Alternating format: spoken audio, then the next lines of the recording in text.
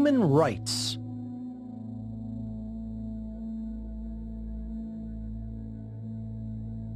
Do human beings have inherent rights? Yes. Yes. Yes. Yes. Of course. Yeah, they do. Yes. Yes. Oh, absolutely. Absolutely. Yeah, I think every human has a right. Human beings always should have rights, no matter where you're from, no matter your religion, your sex, no matter whatever. They should always have rights. What is the definition of a human right?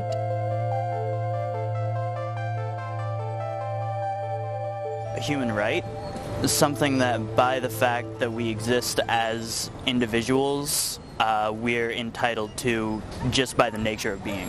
Something that a human being would need in order to thrive.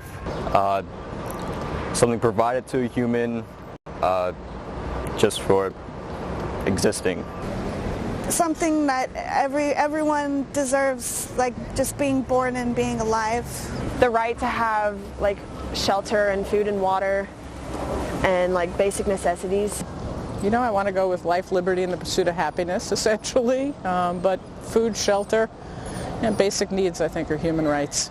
Human right, I think it's, I don't know, I guess something allowed to a human, I guess. Every human being deserves something, and that would be a right. And an example of a human right would be safety. A right is an action that does not initiate harm to another sentient being. Most human beings cannot correctly provide that simple definition when asked. This is the primary reason that human beings are losing their rights and freedom. How can we possibly keep what we cannot even properly define? A right must be defined in the negative. This means that we can arrive at an understanding of the infinite amount of rights we have by knowing the very small amount of actions that are not rights, actions which are wrongdoings, behaviors which do initiate harm to other sentient beings. This list of harmful behaviors includes murder, assault, rape, theft, trespass, coercion, and willfully lying. If we analyze each of the wrongdoings in turn, we can find that they are all variations of theft in one form or another. Murder is the theft of life which is not rightfully ours to take. Assault is the theft of another's well-being without right. Rape is the theft of free will sexual association. Theft is the stealing of property. Trespass is the theft of the security of one's living domain. Coercion is the theft of free will choice via violence or duress. And willfully lying is the theft of necessary information, which negatively impacts someone else's ability to engage in informed decision-making. These immoral behaviors constitute the very definition of violence. Violence is the initiation of harmful behavior against other sentient beings. The list of harmful behaviors just explained are transgressions against natural law because they are violations of the inherent rights of others. To violate the inherent rights of other beings through theft is actually what is meant to conduct violence. Since all wrongdoings are forms of theft, the natural law of moral conduct can ultimately be summed up in two words: don't steal.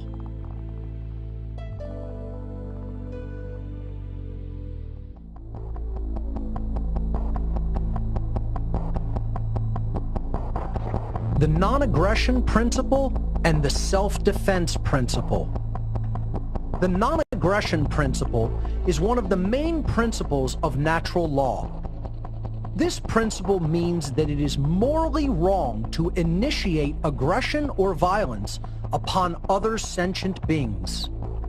This brings us to another important principle of natural law, the self-defense principle.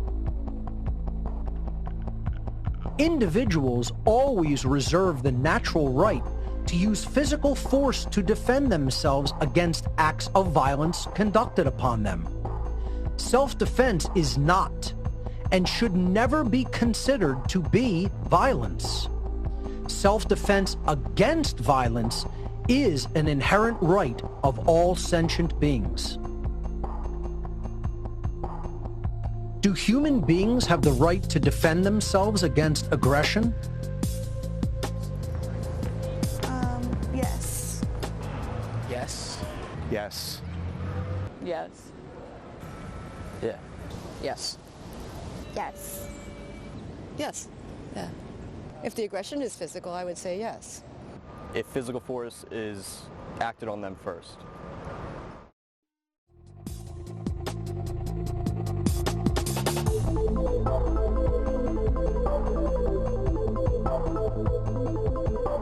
Equality under natural law.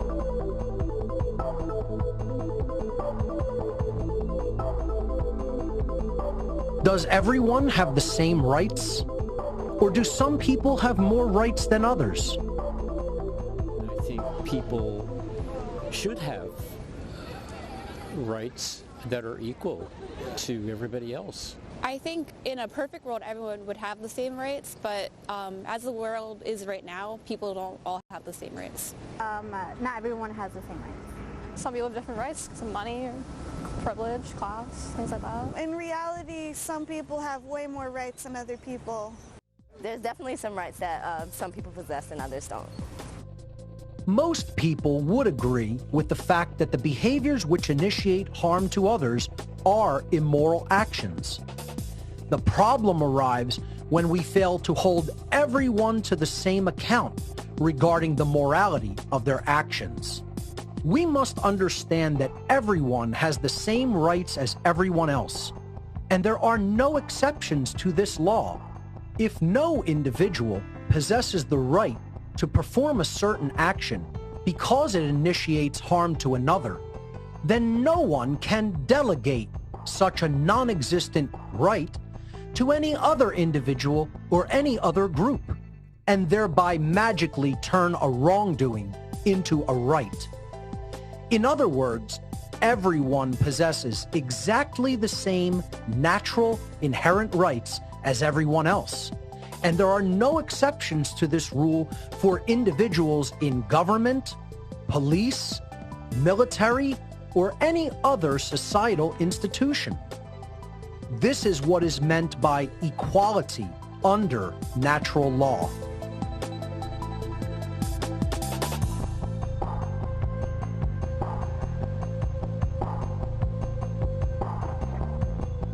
Legality does not equate to morality.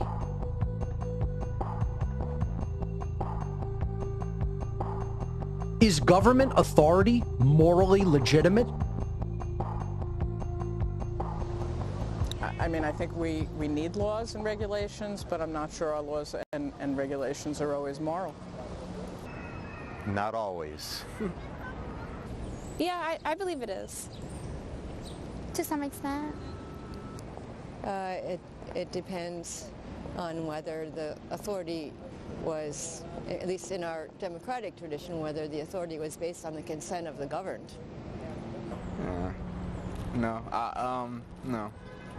No, I feel like we'd be fine without it. If the laws of man happen to align with the natural laws of morality, then they are, by definition, redundant and therefore unnecessary.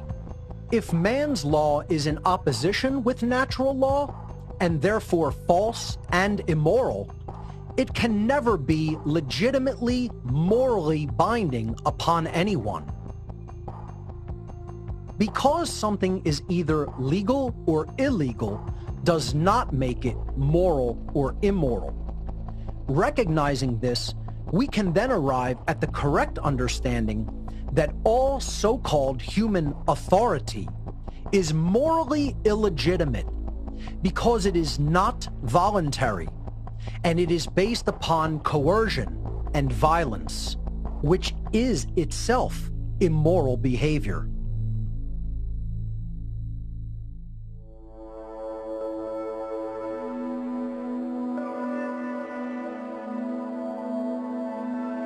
Natural law versus man's law.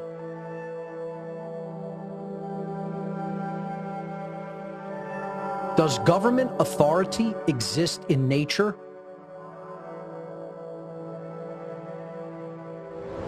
Yes, I believe it does. Yes. Yes. In some cases more than other cases, but yeah. Absolutely. Yes. Today's society, yes. I feel like you are, whatever your mind convinces itself that it is, or that you are, that's just what it is. Well, yes, there's always a hierarchy. I mean, even in every animal species, there's a hierarchy. Yes. Yes, because we follow orders from our parents from time to time. Yeah, they're the authority figure. Yes, because of the punishments that can happen if you go against authority. Yeah, it does. They do, but it's up to you whether you want to care about it or not. It does exist in nature. I mean, if you look at animals and birds, there's a hierarchy and there's some form of government, and I'm okay with that. Governmental authority is an illegitimate, man-made construct that does not exist in nature. The belief system that certain people can somehow possess legitimate authority over others, or that some people have more or less inherent rights than others, is one of the most fundamental causes of unparalleled suffering and death in our world.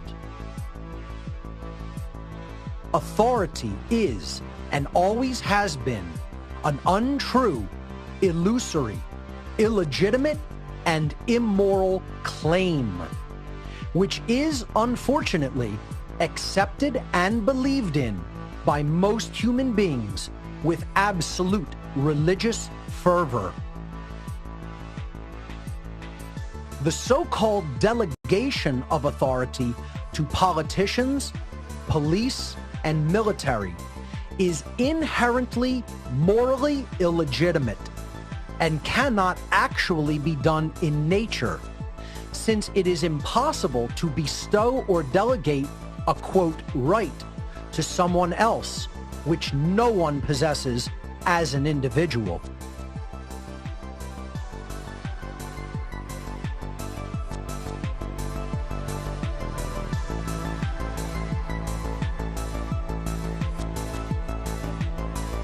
The human condition is slavery. Is taxation by government morally legitimate? Yes, it's morally legitimate because there are people who are not, yes, I'm just going to say yes. Yes, because we need to fund things. To some extent, but I think it has to be fair taxation. I think it would depend on what the taxes are going to. I don't think it's morally legitimate. Again, I do think it is needed to fund resources and things like that, but I don't think it's a moral issue. I think so because if we didn't have taxes, we wouldn't be taking care of the greater good, roads, education, etc. Well, the way we've set up our culture, that's the only thing that makes it work. Paying taxes? No. Like, I mean, where does it go? Where does it go? It's like, I mean, we all experience this. You work, get a check, and then you see a chunk of it missing, and no one's telling you why it's missing. Hell no. Yeah, no. Money and taxes, I think, there's a lot of bullshit involved because a lot of money is thrown around, like huge amounts of it, at things like politics and war. And a lot of taxes go into things that aren't really helping most people. They're helping a few people do not so good things. Taxation is theft enforced by the threat of coercion and violence.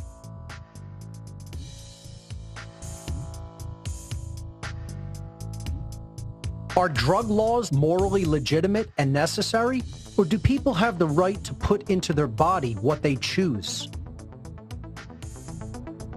If society is charged with the responsibility of funding the health and welfare of everyone in society, then I think there should be laws that prevent people from incurring health risks they would not otherwise occur had they not taken the drugs. If they promise never to leave the house, but that doesn't happen, so yeah, we have to babysit people, unfortunately. In my experience, it's kind of like it is their own choice for what they put in their bodies. But at some point, you do want the government to step in because you don't want it to become like an entire crisis where you're losing like an entire portion of your country's population due to that drug. Yeah, so people have the right to put whatever they want to their body, but they also must not let that affect other people around them. Well, I do not agree with all of the laws, and I think that to a limit that everyone has a choice on that, but I don't think that it should be readily available if it's toxic. Depends on the drug and how bad it is for you. I believe they should have the right. I think people have the right to, I mean, it is our body, we're born into it. I think they help. They help, but some of them, I would say, are a little over the top, some of them are a little under. People own their body and have a right to choose what they put into it. Are driver's licenses morally legitimate and necessary, or is travel an inherent right? Driver license is definitely necessary, otherwise there would be way too many accidents. I think unlicensed travel is a right. I think you do need a license because that proves that you're able to drive safely. I think driver's licenses are morally necessary and legitimate.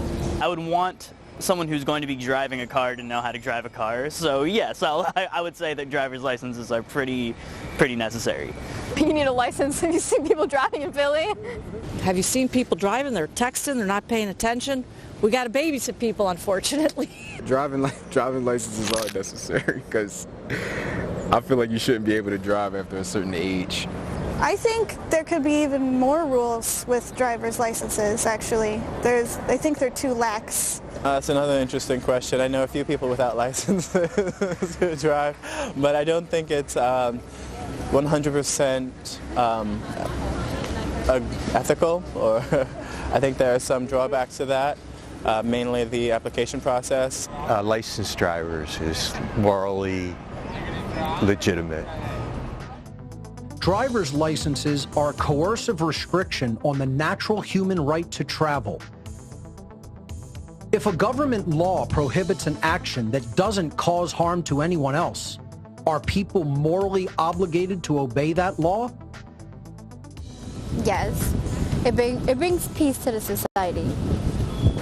I think they should still obey it because it's a law. It depends on what the purpose of the law was.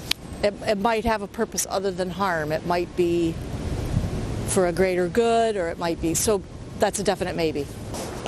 No, I don't believe so. No, I don't think so. That would be the law, but I don't think that everyone, I think there are occasions or exceptions to that idea, so no. I think legally they're obligated, but on a personal level, I don't think they are. No, I don't feel like it. You should, because it's like they make it so that you have to, or else you'll be punished for it. But I don't feel like you should have to. I feel like if it's not hurting anyone, why is it a big issue? Why are we focused on it? Man-made laws that are in moral opposition to natural law are morally illegitimate and therefore not morally binding. The only legitimate human interactions are those which are voluntary, meaning they are mutually agreed upon by all of the involved participants. Man-made laws, including those which decree and enact behaviors such as prohibition, taxation, and licensure, are not voluntary in any way. They are commands of compliance, which are always backed by the threat of violence or actual violent behavior. Man-made laws are arbitrary decrees of a ruling class calling themselves government, who are believed to possess a magical right to rule. Their subjects, the people living under their so-called jurisdiction, are believed to have a moral obligation to obey this ruling class's arbitrary commands called laws. Understanding that such a system is entirely based in behavior that is coercive, violent, and immoral, and conducted to bring human behavior into compliance with the will of a dominating ruling class, we can arrive at the unwavering truth that the term government is simply a euphemism for slavery. And that is what the human condition truly is: slavery. Slavery exists when certain individuals make a claim upon the body or the fruits of the labor of others, making them subject to them through violent and coercive means. Slavery can exist in an overt form, in which those being enslaved are physically imprisoned and subject to the confiscation of all their labor. Or slavery can exist in covert form, where mental manipulation is used to legitimize or justify the duress, coercion, and violence that is used to perpetuate the immoral conditions in which people are unjustly kept. Platforms to push their own personal bias and agenda to control exactly what people think, and this is extremely dangerous to our democracy. There is a reason the condition of human slavery continues on and on. This immoral human condition is maintained by the occult ruling class by manipulating people into a state of ignorance and confusion regarding the actual difference between right and wrong.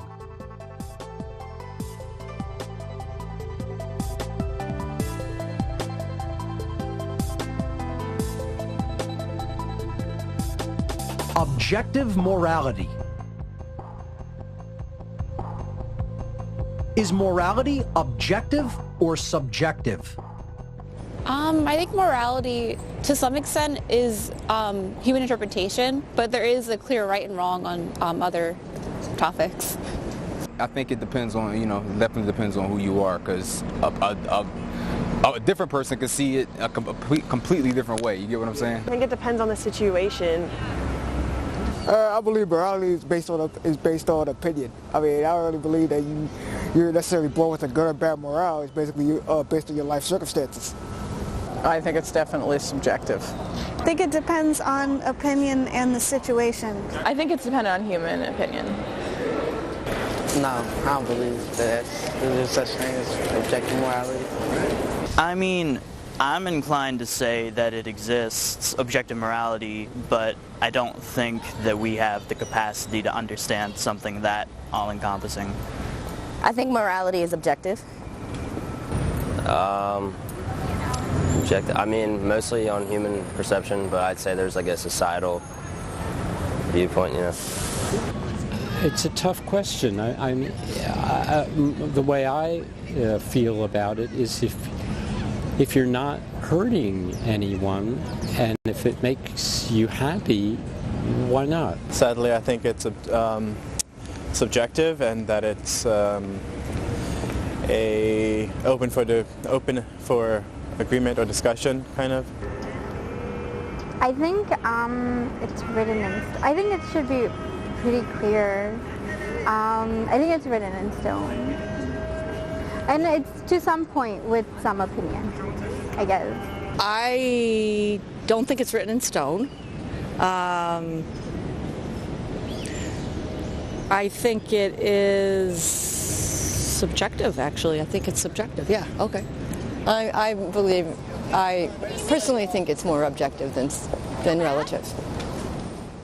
The difference between right behavior and wrong behavior is objective, meaning it is not based upon the perceptions or opinions of human beings, but rather such a difference in behavior exists in nature, purely independently of subjective human perception or opinion. Morality does not change based upon feelings, religion, belief, location, time, or the preferences and whims of man's law. These things have no bearing upon true morality. What is moral in one place and time is moral at all places and times. And what is immoral in one place or time is immoral everywhere and at any time.